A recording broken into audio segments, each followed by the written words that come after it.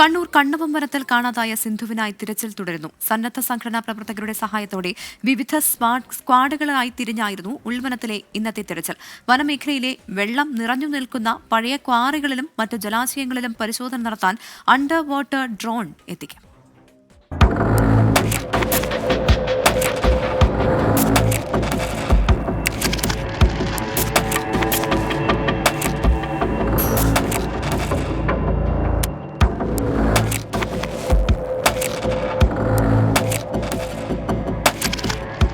സിന്ധു എവിടെ?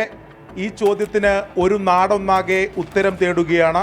ഡിസംബർ 31 വിറക് ശേഖരിക്കാൻ വനത്തിൽ പോയ സിന്ധു പിന്നീട് തിരിച്ചു വന്നിട്ടില്ല.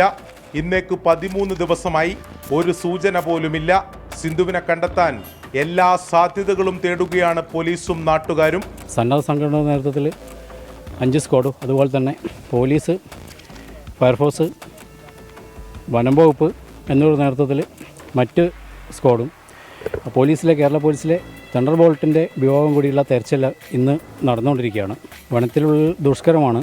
അത് നമ്മൾ കാടറിയുന്ന ആൾക്കാരെ കൂടി ഉപയോഗപ്പെടുത്തിയിട്ടാണ് തെരച്ചിൽ നടത്തുന്നത്. വനത്തിലെ തിരച്ചിലിനൊപ്പം പ്രദേശത്തെ ജലാശയങ്ങളിലും പരിശോധന നടത്തുന്നുണ്ട്. വെള്ളം നിറഞ്ഞു നിൽക്കുന്ന പഴയ കോറികളിലും തിരച്ചിൽ നടത്തും. ഇതിനായി അണ്ടർ വാട്ടർ ഡ്രോൺ എത്തിക്കാനാണ് തീരുമാനം. എല്ലാ രാഷ്ട്രീയ പാർട്ടിൻ്റെയും സന്നദ്ധ സംഘടനകളും ഇന്നിപ്പോഴേ അവിടെ ഇറങ്ങിയിരിക്കുകയാണ്. പല സ്ഥലത്തുമായിട്ട് വെള്ളത്തിലും അതുപോലെ തന്നെ ഒപ്പം ഫയർ എഞ്ചിനും പോലീസും ഒക്കെ തന്നെ തെരച്ചിൽ നടത്തുകയാണ്. ഇതെന്താണ് ഇതിൻ്റെ പിന്നിലെന്ന ദുരൂഹത ആർക്കും മനസ്സിലാവുന്നില്ല. കാടിനെ നന്നായി അറിയുന്ന നാട്ടുകാരുടെ സ്ക്വാഡ് തിരിഞ്ഞുള്ള തെരച്ചിൽ നാളെയും തുടരും. സിന്ധു സുരക്ഷിതമായി തിരിച്ചുവരുമെന്ന പ്രതീക്ഷയിൽ കാത്തിരിക്കുകയാണ് കുടുംബം. 24 കണ്ണൂർ.